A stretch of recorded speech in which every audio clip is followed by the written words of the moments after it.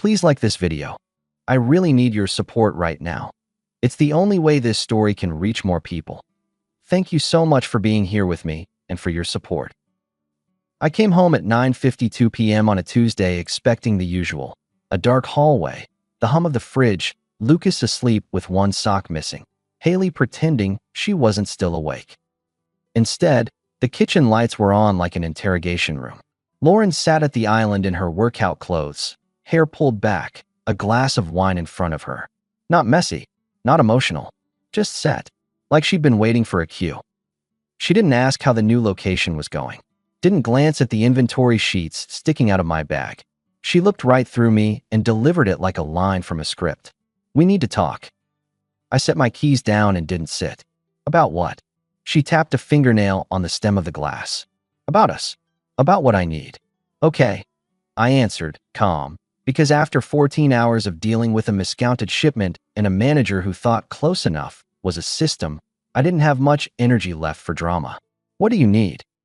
Freedom. Her voice didn't wobble. Space. I want to understand myself again. I waited.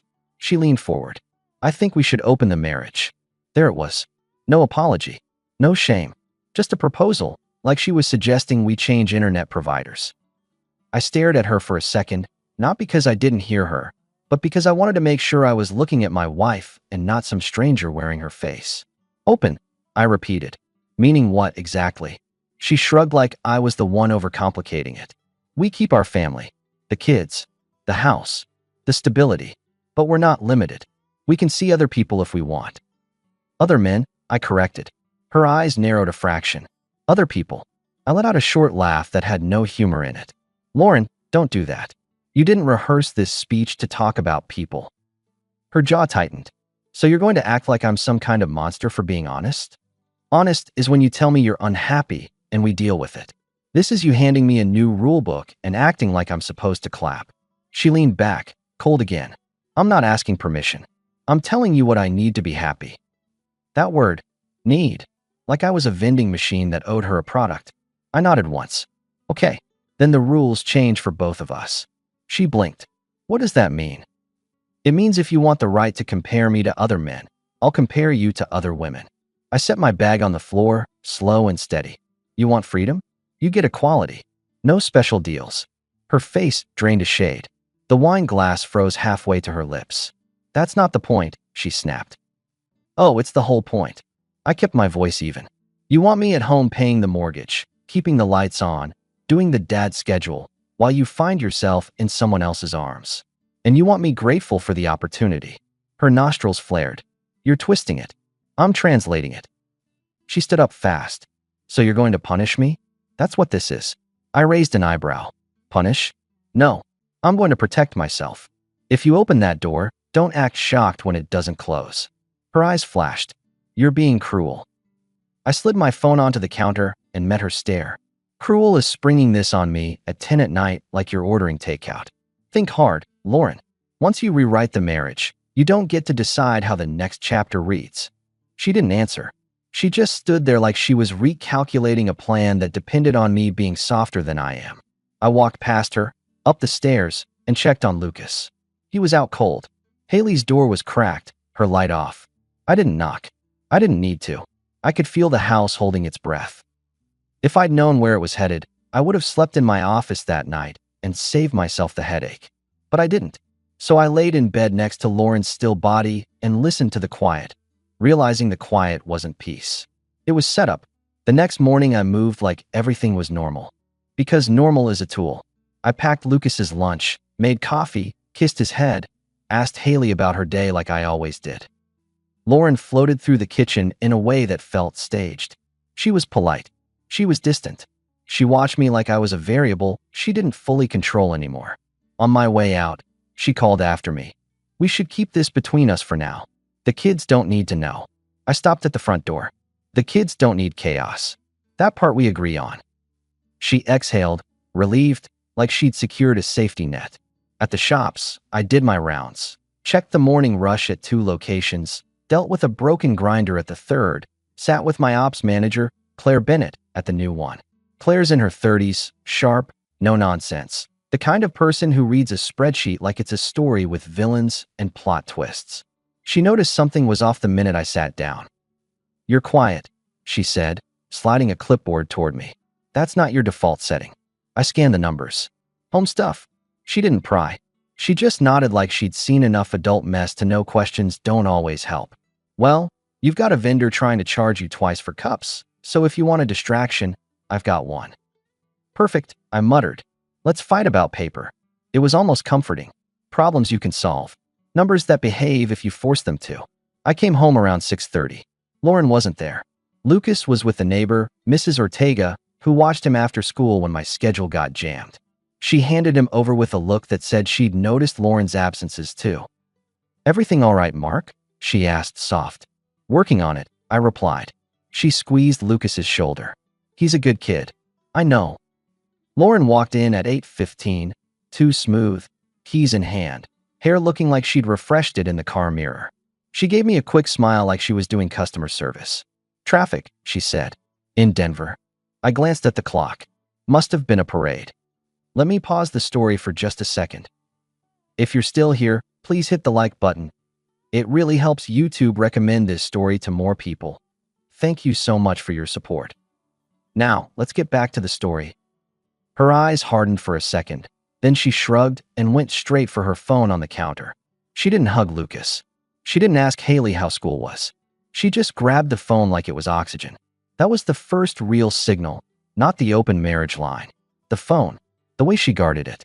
Later, when the house settled, Lauren took a shower. Her phone sat on the kitchen island, screen lit, unlocked. I stood there staring at it, feeling the split in myself. The man who built 4 coffee shops from scratch doesn't like cheap shortcuts. I don't like snooping. I like direct conversations and clean lines. But direct conversations require the other person to be direct. I picked it up. The messages were right there. A name at the top that hit me in the ribs like a bad surprise. Jake Madison. Jake, my best friend from college. The guy who stood next to me at my wedding. The guy who called my kids little monsters in the affectionate way. The guy who'd been at my table for Thanksgiving. My thumb moved before my brain caught up. Thursday. Can't wait. Last time was insane. Lauren's replies were short and eager, like she was 15 again. Mark's still at work. He won't be home till late. Then Jake. Need help with rent. I'm short again. Then Lauren. I sent it. Don't make it a thing. There were transfers, screenshots of confirmations, notes, dates, a pattern. I didn't read everything. I didn't need to. The shape of it was enough. This wasn't a new idea she'd bravely shared last night. This had been running. And it wasn't just running. It was funded. I took screenshots. Every thread. Every confirmation. I sent them to an email Lauren didn't know existed, then backed them up again. I didn't shake. I didn't pace. My hands were steady because anger doesn't have to be loud to be real. Upstairs, the shower shut off. I put the phone back exactly where it was, screen facing the same way. When Lauren came down, she smiled like nothing was wrong and poured herself more wine. "You look exhausted," she said. "I am," I replied, and it wasn't even a lie. She leaned on the counter. "Have you thought about what I said?" "I'm thinking," I answered. Her eyes searched mine for weakness, for guilt, for a crack she could use. I gave her nothing. That night, after she went to bed, I sat at my desk and opened my contacts. I didn't call Jake. Not yet. Calling him would have been emotional. It would have been loud. It would have been the kind of scene Lauren wanted me to make so she could paint me as unstable. I called someone else. David Harper, the voice said groggy. My accountant. Good man. Dry humor. Precise. "David," I said. "It's Mark Dalton. I need a full review. Personal, joint, everything. Last 18 months. There was a pause. That's a big request at midnight. "I know. You okay?" "I'm focused," I told him. "And I'm not asking twice." He exhaled. "All right. Tomorrow morning. Bring what you have." I hung up and stared at the wall, not sad, not confused, just clear. If Lauren wanted freedom, she was about to learn the adult version of it. Consequences. By Thursday, I was already in motion. David's office smelled like stale coffee and printer toner. He wore the same tie he always wore, like he'd made peace with being a numbers guy and never looked back. He flipped through my documents and glanced up. "You're not here because you're bored." No, I replied. He tapped his pen. What am I looking for? Anything leaving the family accounts that shouldn't. Anything weird. Transfers. Cash pulls. Checks. I kept my voice flat. And I want it clean. Dates. Totals. Names. David studied me for a second. You're not angry. That makes me more nervous. Don't be nervous, I said. Be thorough. He nodded once, like we'd just signed a silent contract. From David's office, I drove straight to a small building near downtown where Evelyn Grant worked. Family attorney. Sharp suit, sharper mind. Not warm, not cold. Professional like a scalpel. I laid out my phone and slid it toward her with a folder of printed screenshots. I need options. She scanned without reacting. How long have you been married? 18 years. Kids? 17 and 7. She nodded, then looked me dead in the eyes. You're going to want to talk. You're going to want to confront. Don't. I wasn't planning a shouting match, I said.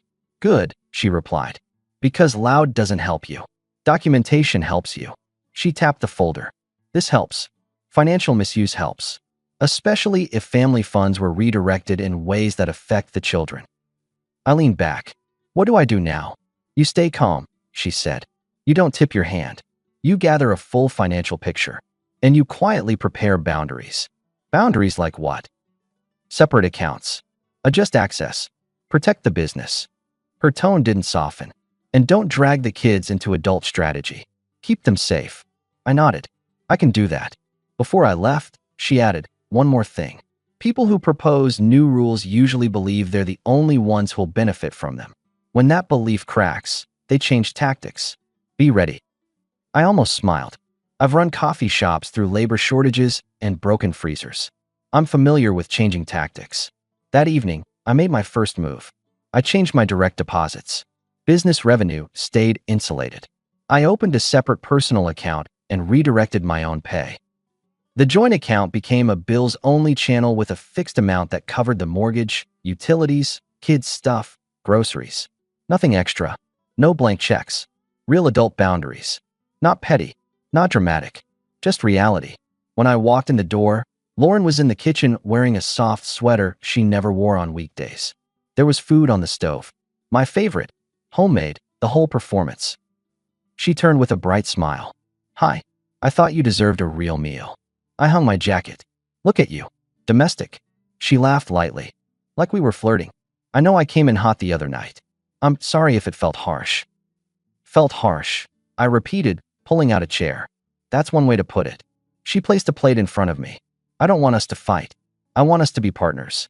I took a bite, nodded, and kept my face neutral. Partners usually don't bring contracts to the kitchen at 10 p.m. Her smile strained. I'm trying. Good, I answered. Trying is nice. She sat across from me, knee angled toward mine like she was selling closeness. So, have you thought about it? I have. I chewed slowly. If we're changing the rules, then I'll be social too. Her eyes sharpened. Social how? I shrugged. Dinner. Conversations. Maybe I let someone see me as more than a walking ATM. Is this about that woman at work? Her voice got tight. Claire. I tilted my head. You know her name? Lauren's mouth opened, then closed. She recovered fast. You've mentioned her. I've mentioned half my staff over the years, I replied. You remembered that one. Her fingers curled around her fork. So you're threatening me? No, I corrected. I'm accepting your offer. Equal rules. She pushed her plate back. It's different. Of course it is, I said dry. Because when you do it, it's finding yourself. When I do it, it's a crisis. Her eyes flashed. You're doing this to hurt me. I set my fork down. Lauren, you pitched an open marriage like you were upgrading your phone plan. Don't act wounded when I read the fine print. She stood up, chair scraping. You don't even care about us anymore. I looked up at her. I care about respect. And right now, you're testing how little of it I'll accept. Her breath got shallow. So what now? I leaned back. Now I keep my schedule. I take care of the kids. I handle my work. And you decide whether you actually want a marriage or just the benefits package. She stared at me like she'd expected pleading, not policy. As I got up to check on Lucas, my phone buzzed with a notification from my bank, an attempt to transfer a large amount from the joint account. Declined. I didn't mention it. I just walked upstairs, leaving Lauren standing alone with a dinner she cooked like a bribe, realizing the house was starting to run on my rules again. Let me pause the story for just a second. If you're still here, please hit the like button. It really helps YouTube recommend this story to more people. Thank you so much for your support. Now, let's get back to the story. And behind me, I heard her mutter under her breath. What did you do? 2 days later, Haley asked me to drive her to a friend's house after school. She sat in the passenger seat with her backpack hugged to her chest. Haley's always been smart, the kind of kid who notices a mood shift before you speak. She'd been quieter all week. Not teen moody, alert. Halfway there, she said, Dad. Yeah. Can I ask you something and you won't freak out? I glanced at her. I don't freak out. I respond. She swallowed. Okay. Then, can I tell you something and you won't blame me? I pulled into a parking lot instead of her friend's driveway. I put the car in park and looked at her fully. You can tell me anything, I said. Even if it's ugly. Especially if it's ugly. Her eyes filled, but she didn't cry. She held it in like she'd been holding it in for months. I heard Mom. Her voice shook just enough to make me want to break something, but I didn't. I heard her with Jake. The air in the car changed. Not because I didn't suspect it. Because hearing it from my daughter made it real in a way screenshots didn't. How long? I asked. 3 months, she whispered. Maybe more. I don't know. I came home early one day because my teacher got sick and they sent us home. You were at work. I kept my voice steady. Where were Lucas and your mom? Lucas was at Mrs. Ortega's. Mom thought I was still at school. Haley stared at her knees. I opened the front door and I heard voices upstairs. I thought it was you at first. She swallowed hard. It wasn't you. I nodded slowly. What did you do? I left, she said fast. I left and went to Mia's. Her mom didn't ask questions. She just gave me a soda and let me sit there. I took a slow breath. Did you tell your mom you knew? Haley's face tightened. She figured it out. That night she came into my room and sat on my bed like she was the victim of something. She flinched at her own word. She told me adults have complicated lives and that you wouldn't understand. She said if I told you, I'd destroy our family. My jaw tightened, but I kept it contained. She said Lucas would suffer, Haley continued. She said you wouldn't handle it and it would break you. She said it was partly your fault because you're always working and you don't make her feel seen. I stared out the windshield for a second, not because I was lost, but because I needed one beat to keep my voice from getting sharp around my daughter. Then I looked back at her. Listen to me. None of that is on you. You didn't create this. You didn't invite it. You don't carry it. Haley's shoulders dropped, like she'd been waiting for permission to breathe. I hate her for putting me in that. I know, I said. And you don't have to be the adult in this house. I am. She wiped her cheek with the back of her hand. What are you going to do? I'm going to protect you and Lucas, I answered. And I'm going to handle the grown-up mess without you being the shield. She nodded, shaky. Should I tell Mom I told you? No, I said immediately. Not yet. You keep your routine. School. Friends. Normal. Let me build the wall before she starts throwing rocks. Haley blinked. Build the wall. I gave her a thin smile. It means I'm putting things in place so she can't hurt you guys with money or chaos. You let me work. She nodded slowly. Okay. I drove her to Mia's after that. When she got out, she paused and looked back. Dad, yeah. Don't forgive her just because she cries. I held her gaze. I don't make decisions based on tears. When I pulled away, I didn't feel heartbreak. I felt something colder and clearer. My wife didn't just cross my line. She dragged my daughter over it and told her to keep smiling. That was the moment my brain stopped treating this like a marriage problem and started treating it like a protection problem. That night, after everyone was asleep, I looked at Jake's social media. He was posting like a guy who'd finally arrived. Fancy dinners, weekend getaways, a new jacket that didn't match his paycheck, tickets, smiles that looked rented. I didn't need to label it. I just needed to see the math. Someone was paying for Jake's upgrade. And it wasn't Jake. The following week, Lauren changed again. She got bolder. It started with little digs. I'd come home, and she'd look at my shoes by the door like they offended her. You smell like espresso, she'd say. That's because I work, I'd reply. She'd roll her eyes. Yeah, you and your shops. Always your shops. Then it turned into demands. Haley needs money for a school thing. She told me one morning, standing in the doorway of my office like she owned it. and I need to put a deposit down on a studio package for a client. I'll pay for Haley's school thing, I said. Send me the details. And the studio deposit? You have income, I replied. Her face tightened. Not like you. You charge people for weddings. Don't act helpless. She scoffed. So now you're controlling money. I'm controlling access, I corrected. There's a difference. She stepped closer, voice lowering. You're doing this because you're scared. I looked up from my laptop. Scared of what? That you're not enough, she said, like she was dropping a truth bomb. I almost laughed. Lauren, if you wanted me to feel insecure, you picked the wrong guy. I've spent my life building things. I don't crumble because someone gets bored. She stared at me, anger simmering, then walked out without another word. 2 days later, she invited me to her studio. I have a client consult, she said. Too cheerful. I want you there. It'll mean a lot. It felt strange. Too sudden. Too sweet. But I went anyway, because I wanted to see what game she was playing on her turf. Her studio was bright and clean, staged like a magazine spread. Her assistant, a young woman named Tessa, greeted me with a smile that didn't reach her eyes. Hi, Mark, Tessa said. Lauren's been talking about you. That sounds safe, I replied. Lauren appeared in a fitted blazer, looking like she'd stepped out of a new life plan. She kissed my cheek lightly, like we were co-workers. Thanks for coming, she said. I thought it would be nice for the client to see we're a strong family brand. There it was. Brand. Not marriage. Brand. The client was a guy in his 30s with perfect teeth and a loud laugh. He shook my hand too hard. So you're the husband, he said. The money guy. Lauren laughed like it was a joke. He's definitely the business one. I didn't smile. I looked at her. I'm the one who keeps the lights on. Yes. She waved it off. Babe, relax. We're just having fun. Then, right in front of Tessa and the client, she added, he gets sensitive when he's tired. He's basically married to his coffee. The client chuckled. Tessa smirked.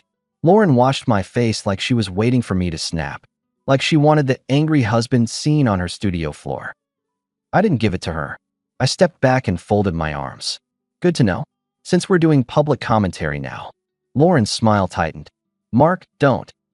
I looked at the client. Quick heads up.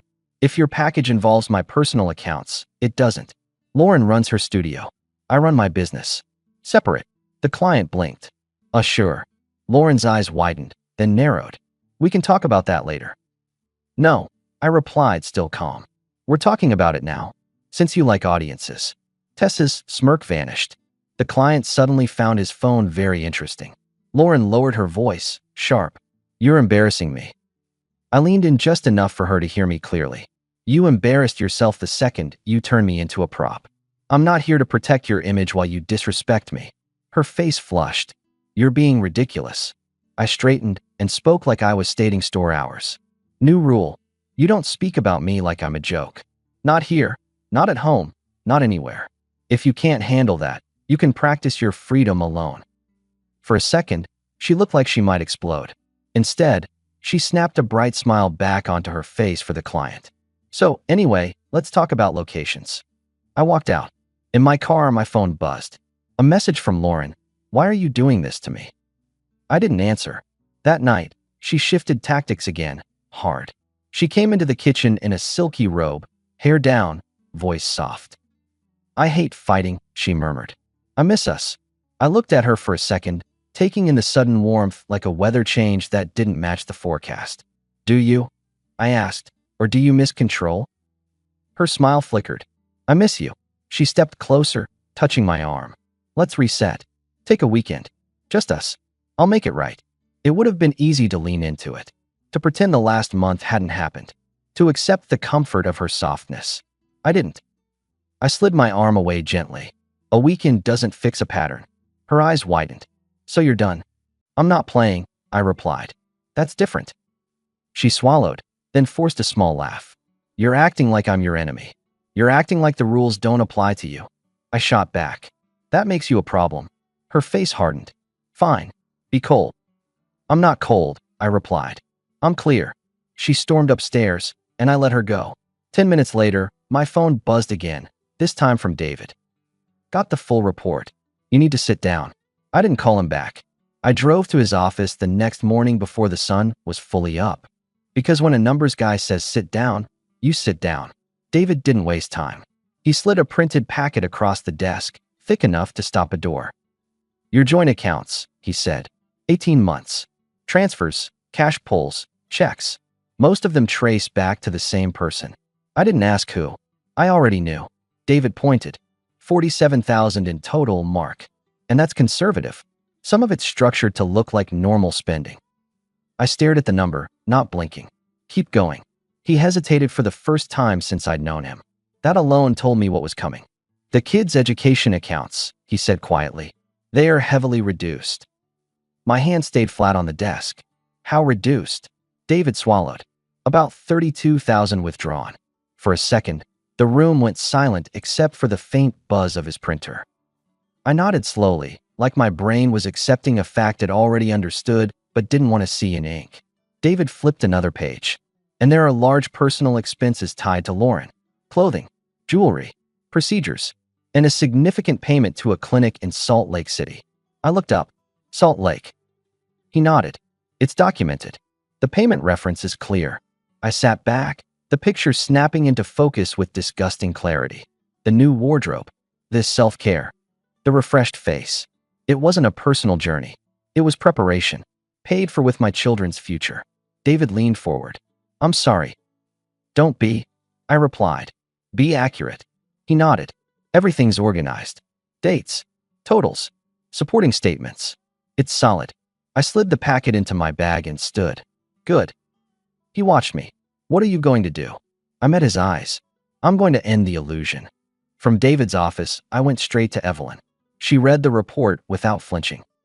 When she finished, she closed the folder and looked at me. Now, she said, you set terms. I nodded. I want the kids protected. I want the house stable. I want my business untouched. Let me pause the story for just a second. If you're still here, please hit the like button. It really helps YouTube recommend this story to more people. Thank you so much for your support. Now, let's get back to the story. And you want her to understand, Evelyn added, that she doesn't get to burn the foundation and still live in the house. Yes, I said. Exactly that. Evelyn slid a second folder toward me. These are prepared. Separation terms, custody framework, financial restrictions. You will not mention where you got information. You will not argue about feelings. You will present facts and decisions. I opened the folder and scanned it. Clean, clear, firm. I closed it. Tonight. Evelyn held my gaze. Make sure the kids aren't there. They won't be. That afternoon, I called Haley. Sleep at Mia's, I told her. No debate. She didn't ask questions. Okay. I called my mom and asked her to take Lucas overnight. She agreed instantly, like she'd been waiting for the call. By 7:30, the house was too quiet again. Lauren came in wearing a bright smile that didn't belong. Wow, she said, looking around. Where are the kids? With family, I replied. Sit down. Her smile faltered. Why? I placed a thick folder on the coffee table like I was setting down a bill. Lauren's eyes dropped to it, then back to me. What is that? Open it, I said. She didn't want to. You could see it. But curiosity and fear pushed her hand forward. She sat, flipped it open, and started turning pages. Her face changed in stages. Confusion, then recognition, then panic. What is this? She whispered. I stayed standing. It's the truth. Organized. She flipped to the printed messages and her throat tightened. Where did you get these? I didn't blink. Not important. Her fingers shook on the paper. Mark. I held up a hand. No. You wanted to talk. Here's the adult version. She swallowed hard. I can explain. You can try, I replied. But the dates won't change. She turned another page and stopped on the totals. 47,000. Her lips parted. This is not. It is, I cut in. And those are just the transfers. Her eyes darted. You're tracking me? I'm tracking my family's money, I corrected. Because someone had to. She flipped again and hit the education accounts. Her face went white. Oh my God, she breathed. Yeah, I replied. Oh my God is right. Tears formed fast now, like she'd finally remembered what emotions look like. I was going to put it back, she said quickly. I just needed time. I was stressed and you needed Salt Lake City, I added calm. because finding yourself apparently required a clinic and a receipt. She flinched like I'd slapped her with a fact. Don't talk about me like that, she snapped, trying to grab control with anger. I tilted my head. Like what? Like someone who spent the kid's future on a personal upgrade. She stood up, shaking. You don't understand what it's been like. You're never home.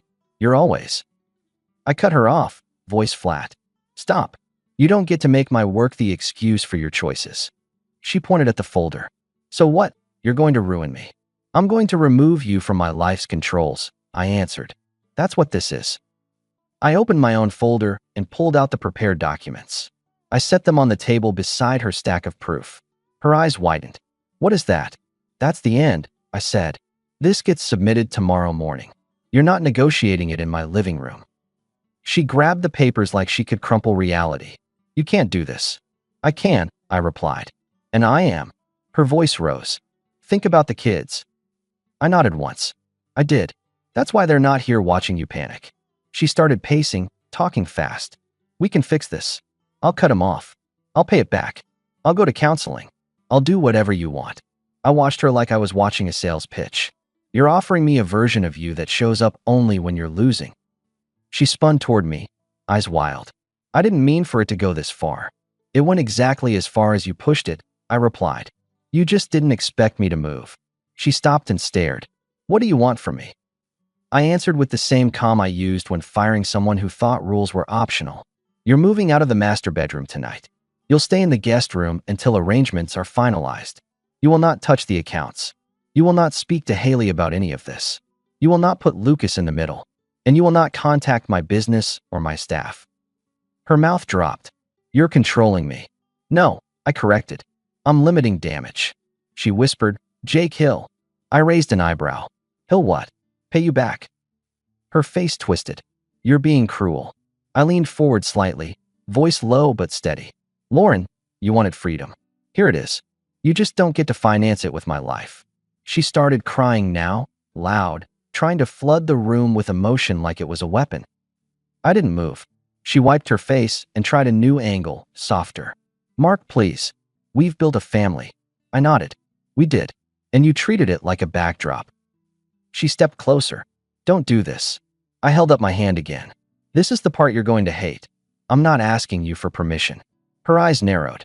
So that's it. That's it, I confirmed. She stared at me for a long second, then spit out. You think you're better than me. I didn't smile. I didn't glare. I just delivered the line that ended it. I'm not better, I said. I'm just done being useful to someone who doesn't respect me. She stood there like she wanted another opening, another argument, another chance to twist me into the villain.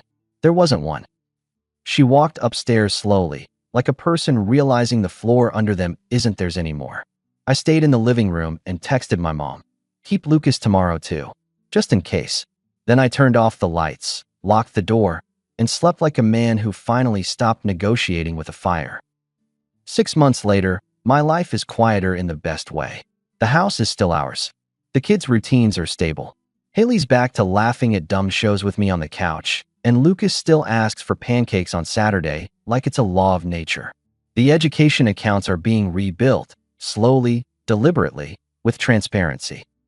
My coffee shops are doing better than they were, because I'm not bleeding money into someone else's fantasy. Claire still runs ops like a machine, and now she jokes that my calm face should be company policy. David sends me clean reports every month. Evelyn keeps things structured and boring, which is exactly what you want when rebuilding peace. Lauren's freedom turned out to be expensive when it wasn't subsidized. Her studio lost momentum when she couldn't throw money at Image anymore. She moved into a smaller place across town. I hear about her in fragments, from mutual contacts, from the way Haley's expression changes when her mom calls, from the absence of that polished confidence she used to wear like armor. Jake isn't in my orbit, not in my phone, not in my house, not in my world. Some doors don't get reopened. As for me, I'm not sitting around licking wounds. I'm living. I bought a truck I actually like, I take the kids to the mountains on weekends, and I started seeing a woman named Renee, steady, grown, no games. She respects my time and my boundaries, and she doesn't confuse stability with entitlement. And the best part? When I walk into my kitchen now, The silence doesn't feel like setup. It feels like peace I paid for with clarity. And I don't miss the old noise at all.